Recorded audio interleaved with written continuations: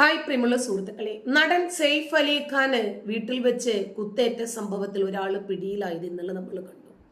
മഹാരാഷ്ട്രയിലെ താനെയിൽ നിന്ന് ഞായറാഴ്ച പുലർച്ചെയാണ് വിജയ് എന്ന മുഹമ്മദ് അലി ഖാനെ അറസ്റ്റ് ചെയ്യുന്നത്. അലി ഖാനാണോ അലി എന്നാണോ എന്നറിയില്ല.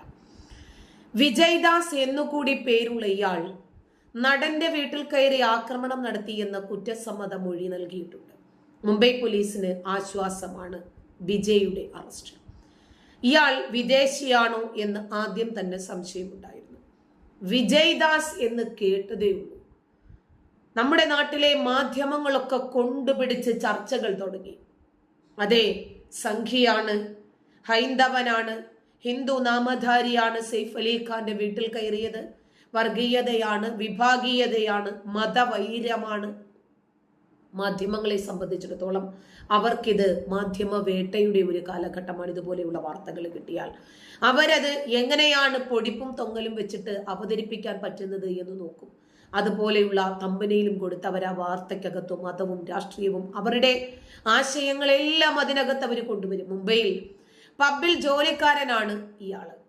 താനെയിലെ ഹിരാനന്ദാനി എസ്റ്റേറ്റിലെ മെട്രോ നിർമ്മാണ സ്ഥലത്ത് അതിന് സമീപത്താണ് ലേബർ ക്യാമ്പിൽ നിന്ന് ഇയാളെ അറസ്റ്റ് ചെയ്യുന്നത്.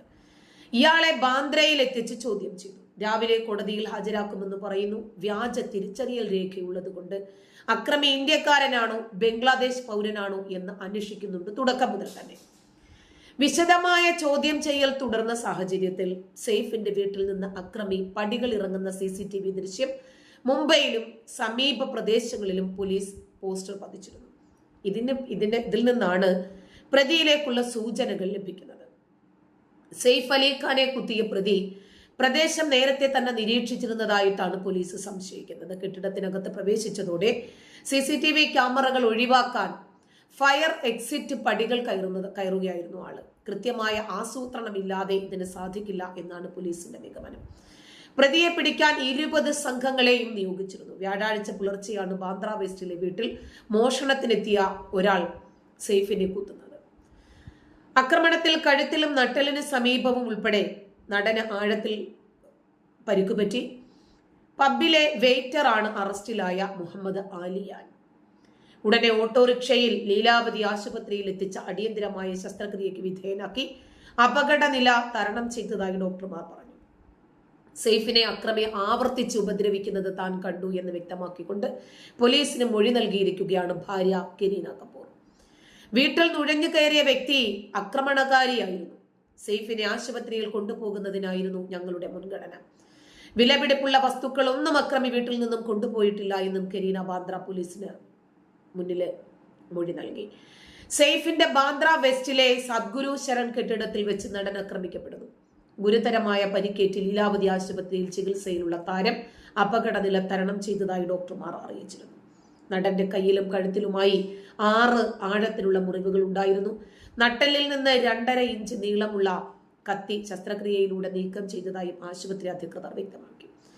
സംഭവം നടന്ന ദിവസം പ്രതി എന്ന് സംശയിക്കുന്ന ആൾക്ക് വേണ്ടി ബാന്ദ്ര റെയിൽവേ സ്റ്റേഷനിൽ പോലീസ് തിരച്ചിൽ നടത്തിയിരുന്നു. പ്രതി ബാന്ദ്രയിൽ നിന്ന് മഹാരാഷ്ട്രയിൽ തന്നെ വാസൈ വിരാറിലേക്ക് രാവിലെ പോകുന്ന ആദ്യ ട്രെയിനിൽ കയറിയതായും പോലീസ് സംശയിച്ചു. അതിനാൽ സംഭവം നടന്ന ദിവസം മുതൽ റെയിൽവേ സ്റ്റേഷനുകൾ കേന്ദ്രീകരിച്ച അന്വേഷണം ഊർജിതമാക്കിയിരുന്നു.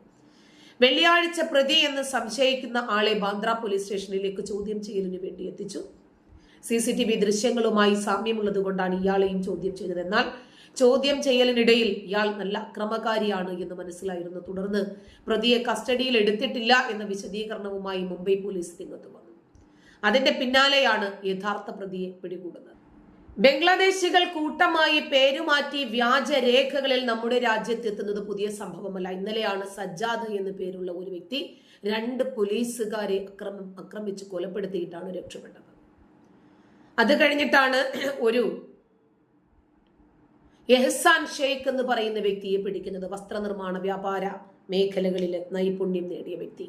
അയാളുടെ കയ്യിൽ നിന്നും ഒരുപാട് ID കാർഡുകൾ, വ്യാജ ആധാർ കാർഡുകൾ, passport, voter ID, credit card, debit card, ഇതൊക്കെ അയാളിൽ നിന്നും കിട്ടുന്നത്. ഇപ്പോൾ സെയ്ഫ് അലി ഖാനെ ആക്രമിച്ച കേസിലെ പ്രതി ബംഗ്ലാദേശ് പൗരനാണ് എന്ന് ഏതാണ്ട് സ്ഥിരീകരണം വന്നു കഴിഞ്ഞു. CCP ദീക്ഷിത് ഗിതമാണ് ആദ്യം തന്നെ ഈ വാർത്ത സ്ഥിരീകരിക്കുന്നത്. 30-കാരനായ മുഹമ്മദ് ഷറഫുൽ ഇസ്ലാം ഷഹസാദാണ് ഈ കേസിലെ മുഖ്യപ്രതി. വിജയ്ദാസ് എന്ന പേരിലാണ് ഇയാൾ കഴിഞ്ഞിരുന്നത്. എന്നാൽ പ്രതിയുടെ കൈവശമുള്ള തിരിച്ചറിയൽ രേഖകൾ വ്യാജമാണെന്ന് പോലീസ് കണ്ടെത്തി. വിജയ്ദാസ് എന്ന വ്യാജ പേരിലാണ് അയാൾ ഇന്ത്യയിലേക്ക് നുഴഞ്ഞു കയറിയിട്ടുള്ളത്. ഹൗസ് കീപ്പിംഗ് കമ്പനിയിലാണ് ഇയാൾ ജോലി ചെയ്തിരുന്നത്. ബിജോയ് ദാസ്, വിജയ് ദാസ്, മുഹമ്മദ് ഇല്ലിയാസ് തുടങ്ങിയ പേരുകൾ ഇയാൾ സ്വീകരിച്ചിരുന്നെന്നും ഈ പേരുകളിൽ വ്യാജ ഐഡികൾ ഇയാൾ നിർമ്മിച്ചിരുന്നതുമാണ് ഇപ്പോൾ പുറത്തു വരുന്ന വിവരം. സെയ്ഫ് അലി ഖാനെ ആക്രമിച്ചതിന് ശേഷം നിരന്തരമായി വാർത്താ ചാനലുകൾ കണ്ട് പോലീസിന്റെ നീക്കങ്ങൾ മനസ്സിലാക്കിയാണ് പ്രതി പല ഇടങ്ങളിലായി രക്ഷപ്പെടാൻ ശ്രമം നടത്തിയത്. പോലീസ് കണ്ടെത്താതിരിക്കാൻ ഇയാൾ ഫോൺ സ്വിച്ച് ഓഫ് ചെയ്യുകയും ചെയ്തു. പബ്ബിലേക്ക് ജോലിക്ക് എത്തുന്നതിന് മുമ്പ് ഒരു കൺസ്ട്രക്ഷൻ സൈറ്റിലാണ് ഇയാൾ പണിയെടുത്തിരുന്നത്. താനെ വെസ്റ്റിലെ ലേബർ ക്യാമ്പിൽ നിന്നാണ് പോലീസ് ഞായറാഴ്ച രാവിലെ പ്രതിയെ പിടിക്കുന്നത്. നിരന്തരമായി നിരീക്ഷണം നടത്തിയതിനു ശേഷമാണ് പ്രതി സെയ്ഫ് അലി ഖാന്റെ വീട്ടിലേക്ക് എത്തിയത്. മോഷണമായിരുന്നു ഇയാളുടെ ലക്ഷ്യമെന്ന് പോലീസ് പറയുന്നു. പക്ഷേ വിലപ്പെട്ട വസ്തുക്കളൊന്നും മോഷ്ടിക്കാതെ കുഞ്ഞിനെയായിരുന്നു ഇയാൾ ലക്ഷ്യം വെച്ചത് എന്ന് പോലീസ് പറയുന്നു. വ്യാഴാഴ്ച പുലർച്ചെയാണ് 54-കാരനായ സെയ്ഫിനെ അക്രമി മാരകമായ രൂപത്തിൽ പരിക്കേൽപ്പിക്കുന്നത്. കഴുത്തിലും നട്ടലിന് സമീപത്തും കയ്യിലും ഉൾപ്പെടെ പരിക്കേറ്റ താരം മുംബൈയിലെ ലീലാവതി ആശുപത്രിയിൽ നിലവിൽ അപകടനില തരണം ചെയ്ത് ചികിത്സ പുരോഗമിക്കുകയാണ്. സെയ്ഫിന്റെ ആരോഗ്യനില മെച്ചപ്പെട്ടു വരുന്നു എന്ന് ഡോക്ടർ അറിയിച്ച സ്ഥിതിക്ക് ആ മേഖലയിൽ ടെൻഷനിൽ. ഏതു വിഷയത്തിലും മതവും രാഷ്ട്രീയവും കുത്തിനിറയ്ക്കുന്ന ആളുകൾ സെയ്ഫ് അലി ഖാന്റെ വിഷയത്തിലും മതം നിറയ്ക്കാതിരുന്നില്ല. വിജയ്ദാസ് എന്നും ബിജോയ് ദാസ് എന്നും ഒക്കെ കേട്ടപാടെ മാധ്യമങ്ങൾ കൊണ്ടുപിടിച്ച അവരുടെ വിഭാഗീയതയും വർഗീയതയും അന്യമത വിദ്വേഷവും ഒക്കെ അതിനകത്ത് കുത്തിനിറച്ചു. ഇവിടെയും അത് തന്നെ സംഭവിച്ചു. പക്ഷേ പിന്നീട് അയാളുടെ യഥാർത്ഥ പേര് വിവരങ്ങൾ പുറത്തു വന്നതോടുകൂടി ഈ വ്യാജ വാർത്ത കൊടുത്ത മാധ്യമങ്ങൾ മുങ്ങി. ഏതു സംഭവം ഉണ്ടായാലും അതിനെ വളച്ചൊടിക്കുക എന്നുള്ളത് മാധ്യമങ്ങളുടെ ഒരു രീതിയായി മാറിയിരിക്കുന്നു. ഇവിടെയാണ് സെയ്ഫ് അലി ഖാൻ എന്ന് പറയുന്ന നടനെ നേർക്ക് നടന്ന ആക്രമണവും കത്തിക്കുത്തുമെല്ലാം ആ രീതിയിലേക്ക് മാറ്റി. ആദ്യം എവിടെയൊക്കെ ആരൊക്കെ നിൽക്കുന്നു എന്ന് നോക്കും, അതായത് ഏത് മതവിഭാഗത്തിലാണ് എന്ന് നോക്കും. അതിനനുസരിച്ചിട്ട് കഥമനയാണ് മാധ്യമങ്ങൾ ചെയ്യുന്നത്. സെയ്ഫ് അലി ഖാൻ നേരെ നടന്നത് ഖാൻമാർക്കെതിരെ രാജ്യമെമ്പാടും നടക്കുന്ന ഹേറ്റ് ക്യാമ്പയിന്റെ ഭാഗമാണ് എന്നുവരെ കേരളത്തിലെ ഒരു മതമൗലികവാദ ചാനൽ പറഞ്ഞു വെച്ചു. ഏതായാലും ഇപ്പോൾ പ്രതി പിടിയിലായിരിക്കുന്നു. ഈ വാർത്ത ഇന്നലെ ന്യൂസ് ഇന്ത്യ മലയാളം അടക്കമുള്ള മാധ്യമങ്ങൾ നൽകിയിരുന്നു. പ്രതി പിടിയിലായ ഉടൻ തന്നെ പ്രതിയുടെ പേരാണ് പുറത്തു വന്നത്, വിജയ്ദാസ്. അപ്പോൾ രാജ്യമെമ്പാടുമുള്ള തീവ്ര ഇസ്ലാമിസ്റ്റുകളായ മാധ്യമങ്ങളും ഓൺലൈനുകളും എല്ലാം കത്തി ജ്വലിച്ചു. അവർ എഴുതി പിടിപ്പിച്ചു പലതും. പക്ഷേ അതിന് നിമിഷങ്ങളുടെ ആയുസ് മാത്രമേ ഉണ്ടായിരുന്നുള്ളൂ. പോലീസ് കൃത്യമായ വിവരങ്ങൾ വെളിപ്പെടുത്തി. മാധ്യമപ്രവർത്തകരെ വിളിച്ചു വരുത്തി പോലീസ് കൃത്യമായ വിവരങ്ങൾ കൈമാറി. വിജയ്ദാസ് എന്ന പേരിൽ ആയിരുന്നു ഈ ബംഗ്ലാദേശ് പൗരനായ മുഹമ്മദ് ഷെരീഫുൽ ഇസ്ലാം ഇന്ത്യയിൽ താമസിച്ചത്.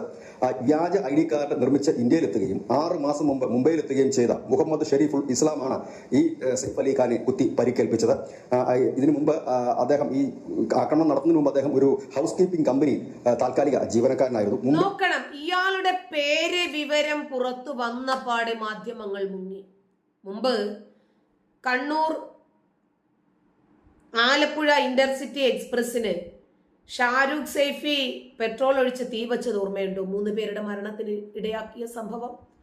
അയാൾ മുസ്ലിം അല്ല എന്ന് പറഞ്ഞിട്ട് ആദ്യം വാർത്തകൾ പ്രചരിച്ചു. പിന്നീട് അയാളുടെ പേര് വിവരങ്ങൾ അഡ്രസ് സഹിതം വീടിന്റെ സ്കെച്ച് അടക്കം കിട്ടിയപ്പോൾ പിന്നീട് മാധ്യമങ്ങൾക്ക് ആ വാർത്തയെ ഒരു വാർത്തയല്ലാതെയായി മാറി. നമ്മുടെ നാട്ടിൽ നടന്ന സംഭവം വാർത്തയല്ലാതെയായി മാറി. സംബ്ര കൺവെൻഷൻ സെന്ററിൽ ഒരു ഡൊമിനിക് മാർട്ടിൻ 5 സ്ഫോടക വസ്തുക്കൾ വെച്ചിട്ട് അവിടെയുള്ള ആളുകളെ പൊട്ടിത്തെറിപ്പിക്കാൻ വേണ്ടി തീരുമാനിച്ചു. യഹോവ സാക്ഷികളോടുള്ള കലിപ്പ് കാരണമാണ് താനത് ചെയ്തത് എന്നാണ് ആള് പറഞ്ഞത്. ആള് പിന്നീട് സാക്കിർ നായിക്കിന്റെ ഫാനായിരുന്നു എന്നറിഞ്ഞപ്പോൾ മാധ്യമങ്ങൾ വാർത്തകൾ മുക്കി. ഇങ്ങനെ തരാതരം ഏതു വാർത്തകളിലെയും പ്രതികൾക്ക് ജാതിയും മതവും ഒക്കെ ചാർത്തി കൊടുക്കുന്ന ഒരു പ്രവണത നമ്മുടെ നാട്ടിൽ സ്ഥിരമായി കണ്ടുവരുന്നുണ്ട്. സത്യസന്ധമായ രൂപത്തിൽ ഇയാളുടെ പേര് വിവരങ്ങൾ പോലീസ് പുറത്തുവിട്ടു കഴിഞ്ഞാൽ ആ വാർത്തകൾ മുക്കി ഓടലാണ് സാധാരണ മാധ്യമങ്ങളുടെ പതിവ്. നന്ദി.